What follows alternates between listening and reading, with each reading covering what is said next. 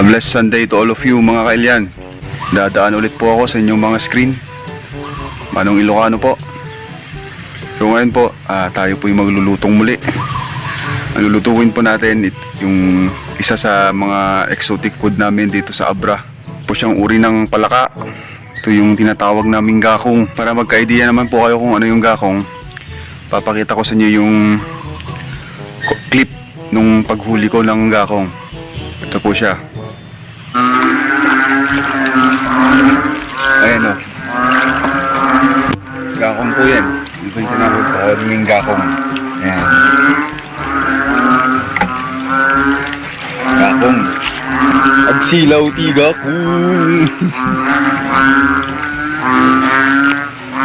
Ayan ulit. Oh. Laki. Nalit na naman.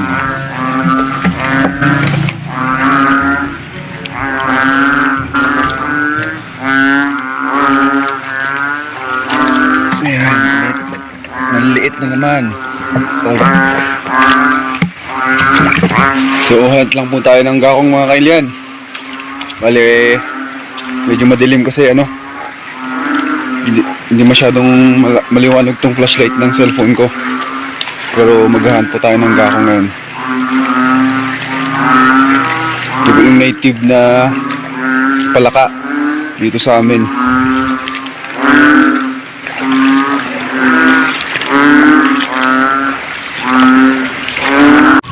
So ayun po yun mga kailyan. At pasensya na po kung medyo maikli. Kasi during that time po, medyo panaka-naka yung ulan. Bola lang yan. Medyo lumalakas. Cellphone ko pa naman tong gamit ko na pang flashlight tsaka pang video. Syempre ayoko namang masira yung cellphone ko. Nangyari na sa akin yun. May pinagkakaingatan ko po yan mga kailyan. Kasi alam nyo po utang lang po ang pinambili ko sa cellphone ko mga kailyan. Lugulog ka mo pa? Kaya pasensya na po kung yun lang yung nakikita kong video clip kung sa pagmumuli ko. Papakita ko rin sila sa inyo. Dito sila oh. Dito. Inuupuan ka lang. Pero bago yan, alam nyo po mga kailyan, kahapon ginawa ko na to. Nagluto na ako ng gakong. Nanghuli din ako before. Pero may karumal-dumal na nangyari dun sa linuluto ko. Nasunog.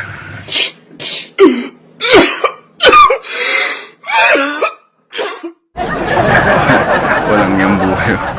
Actually talagang medyo galit na ako kahapon mga kailyan. Siyempre naman nagpagod ka sa paghuhuli, nagpagod ka sa pagluluto, masusunog lang. Pero negligence ko rin yun kasi hindi ko inalalayan yung apoy ng pinaglulutuan ko. So pakita ko rin siya sa inyo. Ito siya oh. So ito na po yung gakong natin mga kailyan. Oh. Medyo napapansin niyo po pala, medyo dark siya. Pero hindi po sunog yan. Pero hindi po sunog yan. Gunggong! Barinig kita sa mukha! Yan po kasi yung epekto ng pagka-adobo niya kanina muna. Ayan. So yung pineapple po kanina, nilagay natin. Kinuha ko po yung laman. Then ginawa ko siyang decorations dito sa ating plate para medyo presentable naman po. Para medyo presentable naman po. Alam mo yung pagkatanga ito. Ito po siya. Ang gakong natin. So ayun po yun mga kailyan. May pineapple pa, nasunog naman. Tanga talaga. Ayun, wala na akong pambili ng pineapple mga kailyan. Lulutuin ko na lang sa simpleng luto na lang din. Yung pineapple lang naman po, ginawa ko lang namang decorations. Yan yung sabaw niya, ginamit kong pampalasa sana. Pero wala sunog. Siguro, minsan, kailangan nating magkamali para matuto mga kailyan Magbait-bait ka, kilala kita. So this time, I'll do it better para naman mas maging maganda po yung kalabasan. So yan po, without further ado, tayo na po yung magluluto. Then, pero bago yan, ipapakita ko sa inyo yung gakong na tinatawag ko mga kailyan. So stay connected lang mga kailyan, okay? So yan po sila mga kailyan, oh. Yan. Yan yung gakong tinatawag namin. Isa po siyang variety ng palaka na nakukuha namin dito sa Abra. Hindi ko po alam sa ibang lugar kung merong ganito. Yan. Makakit-akit pa, oh. So yan po yung lulutuin natin mga kailyan, ano. Oh. Yan po yung gakong. So pang first step po dito, bubuhusan natin sila ng mainit na tubig. Pero wag na po nating ipakita kasi medyo hindi magandang tignan. Ikaw ba naman yung buhusan ng kumukulong tubig? So proceed na lang po tayo sa next step ng pagluluto, ano. So yan mga kailyan, oh. Ito na yung gakong natin. Pagkatapos po natin silang buhusan ng mainit na tubig, ganyan na yung magiging itsura nila mga kailyan. So next step po natin dyan, tayo lalamasin po natin siya ng asin para po matanggal yung mga lansa nila sa katawan. Lagyan lang natin ng asin. Yan. Yung kamay lang natin mga kailyan. Huwag niyong kamayin! Huwag niyong kamayin!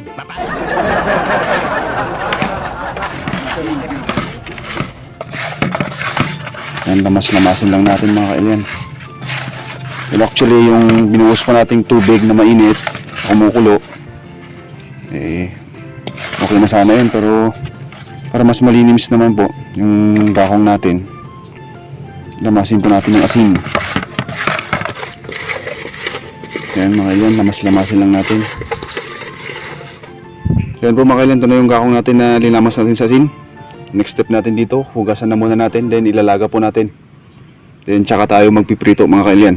So stay connected mga kailyans. So yun na po yung gakong natin mga kailyan. Matapos na po natin siyang hugasan. So lagyan natin yung mga pampalasa natin. Lagyan po tayo ng bawang. Ayan. Kahit hindi po balatan yung bawang, okay lang kasi panlalagaan lang naman. Then luya. Tsaka sibuyas. Ayan. Lagay din tayo ng paminta mga kailyan. Pampabango. Di lang. Tapos kaunting tubig.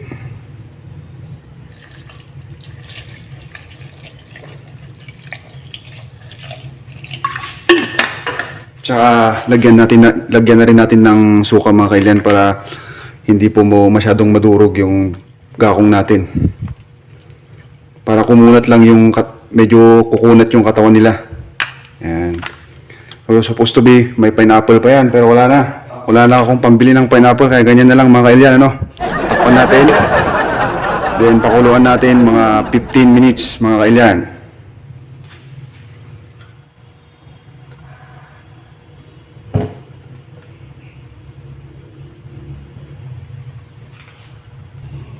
So yan mga kailyan, check po natin. Ay, kumukulo na. Galing ha? My goodness. Yan. So yan mga kailyan, kailangan lang natin kumpletuhin yung 15 minutes na pagpapakulo dito. Hindi natin to pwedeng halu-haluin kasi madudurog sila. So ganyan lang yan. Takpan natin ulit mga kailyan. So yan mga kailyan, time is up. O yan, pwede na po yan. Hanguin na po natin and magpiprito na po tayo. Yan mga kailyan, oh. Yan na po yung maging itsura niya pagkatapos natin silang pakuluan. Ayan. So ang next step po natin dito, tayo na po yung magpiprito mga kailyan. So yan po, magpiprito na tayo. Initin lang natin tong ating kawali. So yan po mga kailyan, mainit na po tong ating kawali. Lagay na natin tong ating mantika. Yan. Okay na siguro yan. Then painitin lang po natin. Mayos-ayos kang burner ka. Pag sinunog mo pa to, naku po. May paglalagyan ka na sa aking burner ka. Sige, gawin mo. So yan po mga kailyan, mainit na tong ating kawali. Lagyan na natin tong ating gakong. Kamayin na lang natin. Huwag niyong kamayin! Huwag niyong kamayin! Mapapani! Yan.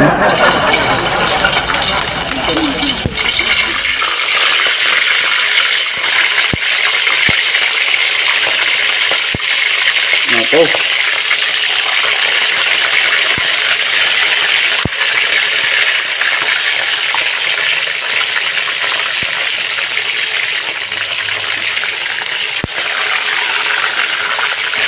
So yan po mga kailyan, antayin lang po natin siyang mag golden brown.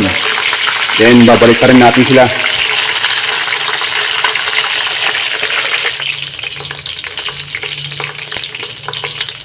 So yun po mga kailyan, yung napapansin nyo, golden brown na yung kanyang likod.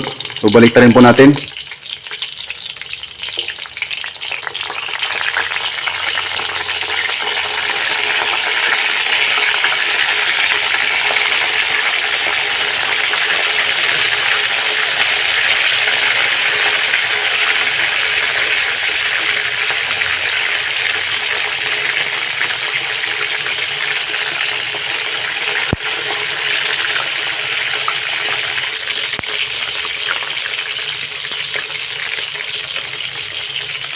So yun mga kailyan, nabaliktad na natin sila. Pero kung napapansin nyo dito, sa bandang likod, hindi po siya naging brown. Kasi yan po yung normal na kulay niyan. Yung sa bandang likod. Camouflage po kasi yan. Bola lang yan. So ganyan lang po yan. Pero dito sa bandang sa may tiyan nila, tingnan nyo kung napapansin nyo, brown po sila. Yan. Pero luto na po yan mga kailyan. So ayun mga kailyan, kung napapansin nyo, nanahimik na tong ating mantika. Puro mantika ang bunganga mo. Di na tulad kanina na tumatalsik-talsik. So it means luto na po yan mga kailyan. So hanguin na po natin.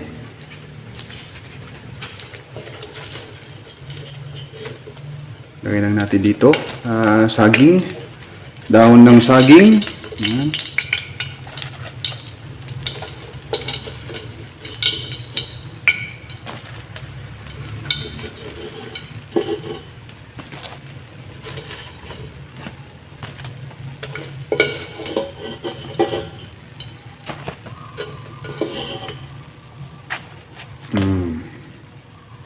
Oha. Galing ha. So mga kailyan, luto na itong gakong natin, no?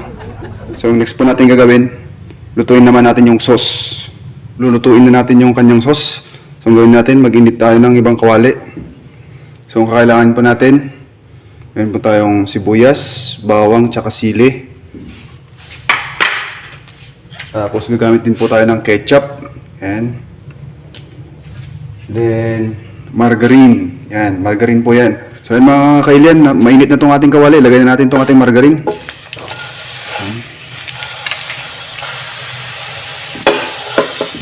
So tunawin lang po natin siya. Bango. My goodness. Then pag natunaw na po itong ating margarine, ilagay na po natin yung ating bawang. Yan. Unahin natin yung bawang natin mga kailyan, yung isa.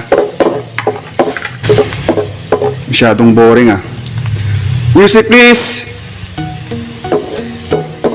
Yan. Nice one. So antayin lang po natin mag golden brown tong bawang natin mga kailyan.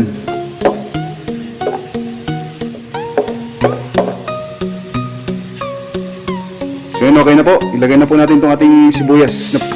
White onion po to. Yan.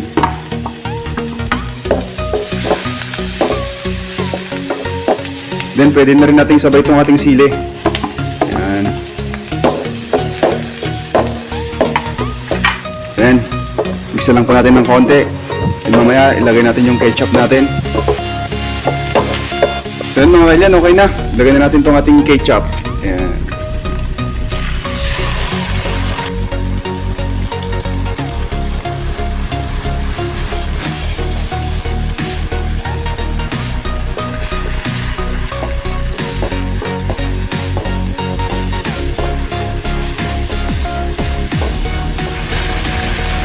Maglagay din po tayo ng konting tubig para hindi masyadong malapot.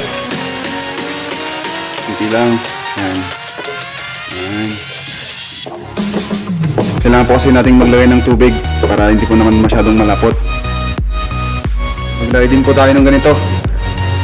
Powdered paminta. Yan.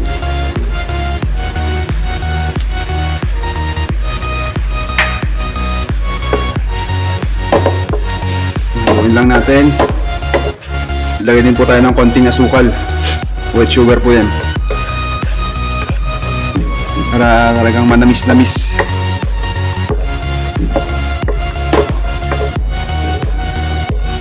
pwede rin po natin lagyan ng asin to, pero optional lang po yun. Sa akin kasi okay na yung lasa niya, kaya hindi na ako maglalagay ng asin. So yun po, luto na yung sauce natin. Present ko na po sa inyo yung gakong natin together with tong sauce na niluto po natin mga kailyan. So ito na po yung niluto natin mga kailyan. Ito po yung gakong natin, oh. Ayan. Susulit. Then ito naman po yung kanyang sauce. Sauce Mario Joseph. Masarap na kainin naman to mga kailyan. Yun. Maraming salamat po ulit sa inyong panonood mga kailyan. Then kung nagustuhan nyo po tong video na to, please give me a thumbs up. Then kung hindi pa po kayo nakasubscribe, please subscribe. And pakihampas nyo na rin po yung maliit na kampana dyan sa baba para maging updated po kayo sa mga bago kong uploads. I decided na mag-upload na po ako ng 2 videos a week. Sana po subaybayan nyo ako, lalong-lalo po sa mga kapwa ko Ilocano dyan. Please subscribe to Manong Ilocano channel. So yan po, maraming salamat sa inyong panonood ulit. Once again, ano yun? Thank you so much and have a nice day everyone.